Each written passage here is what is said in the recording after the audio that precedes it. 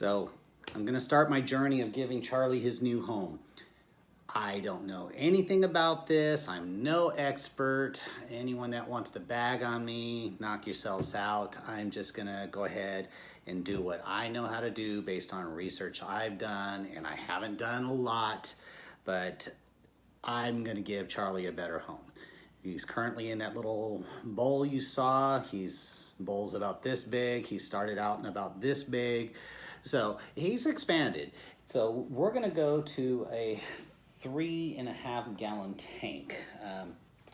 The heater I got for his tank. You know, I don't endorse any of these products. I have no idea whether they're good or not. Things I've read, good, bad, indifferent, I'll play with it. Like I said, there was a point where I actually almost bought an aquarium store once upon a time ago, so I could possibly fix problems, but that was also over a decade ago, or almost a decade ago. Here's the tank I've chosen. This top fin Bettaflo Soothe, which is a 3.5 gallon tank.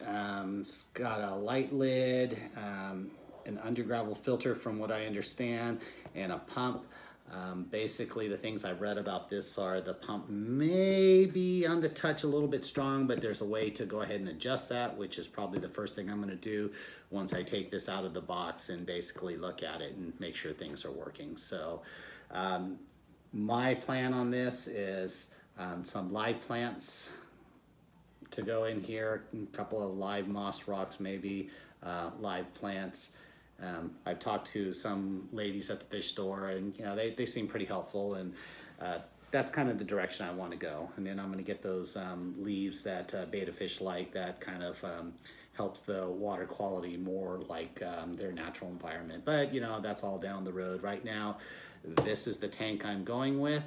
Hopefully it'll turn out good, and if it doesn't, then I will have learned my lesson.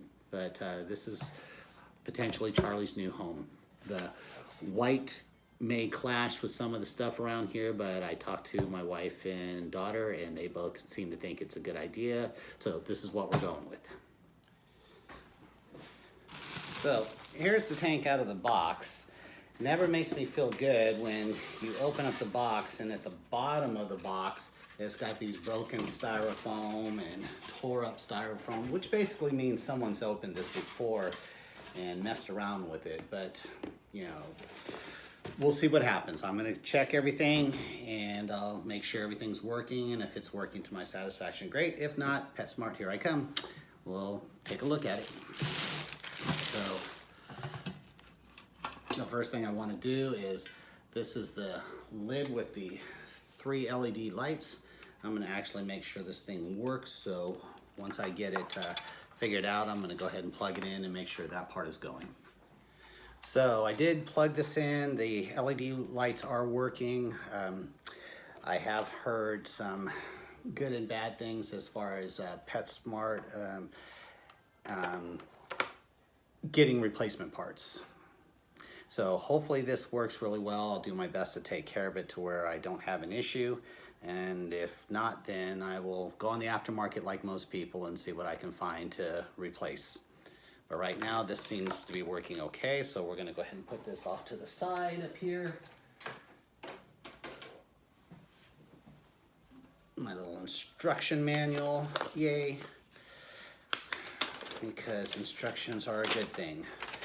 Safety, blah, blah, blah. Top fin, retreat small cartridge. Okay. So this is the undergravel filter, which is perfect as far as I'm concerned. You know, as long as the pump works decently. A little filter floss in here, which I can either replace or upgrade. Yeah, it's got a nice deep chamber in here where the pump's at. So I can always put other medium in here if I really need to. So that part's easy. The part that I need to figure out is how to get the pump out, so that's going to be the next thing I look at. So when I figure that out, I'll get back to you. All right, so everything kind of came apart pretty easily. I'm always afraid I'm gonna break something, and excitement to play around and get things done. But here's the pump that's inside. Nice little tube up to the top. So here's your little setting right here to where you can adjust the water temperature, or water speed, duh. Water temperature, I'm a dork. Anyways, I've heard that 2 is a good setting. So I think I'm gonna try it at that, although it was actually set on the lowest setting, and maybe I should just leave it there.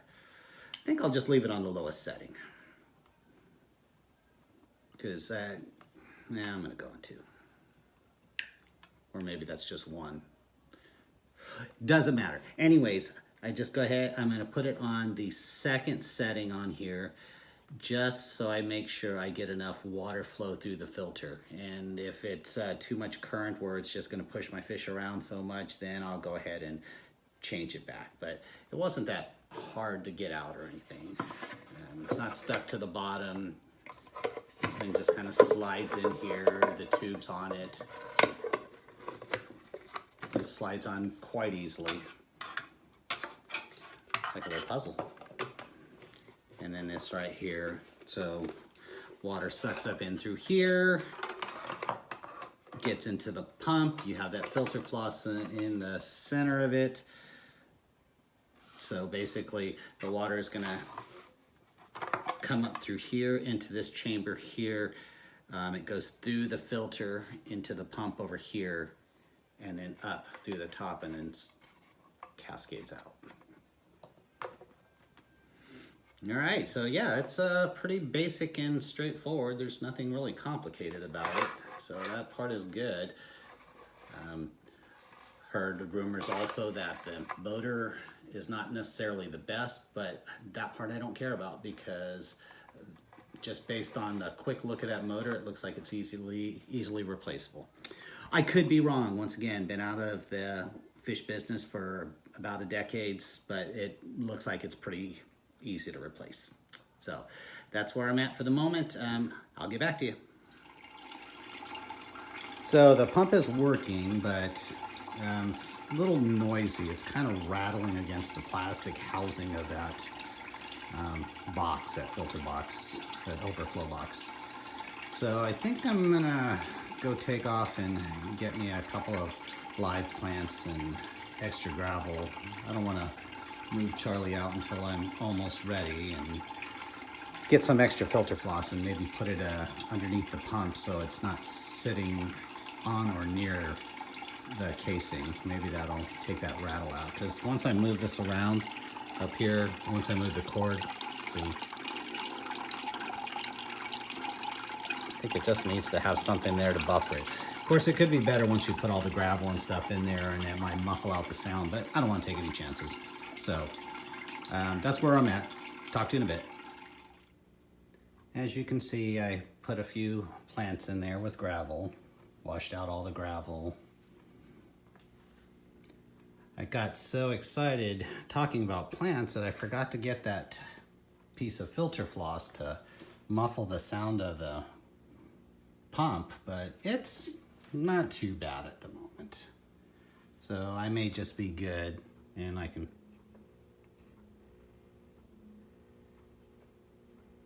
always do it at another time. But that's it at the moment, and Charlie's not happy with me. He does not like his cup, but he has to rest there for a moment. And here is the temporary final results.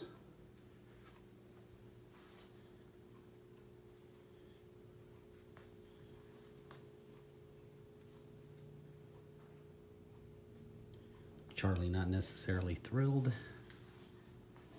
hiding under that big leaf back there, but we'll give him a little bit of time, see what he thinks of it. I did the acclimation of the fish as far as make sure the water temperatures were right. Loaded him in a bag.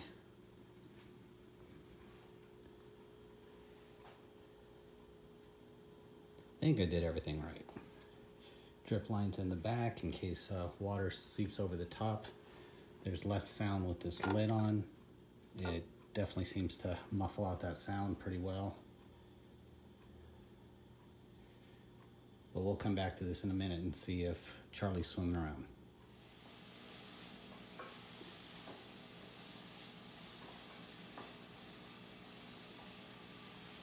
Thinking about getting him one companion because this is just too big for one fish, even though the inch per gallon rule definitely applies. He's got plenty of room to move, but yeah, this is just too much.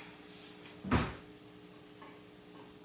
as you can see, he's looking good. He ate today, he ate really well. And he obviously wants more food. Because that's what he does when he wants more food. He starts lapping the place.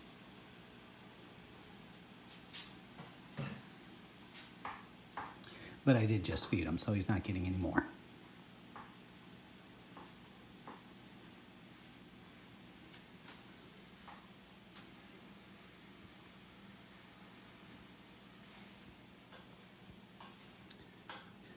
That's the only bad thing about these curved tanks. You kind of lose sight of the fish as they go around the bends. But there it is, finished project. One more fish maybe, one more shrimp, something.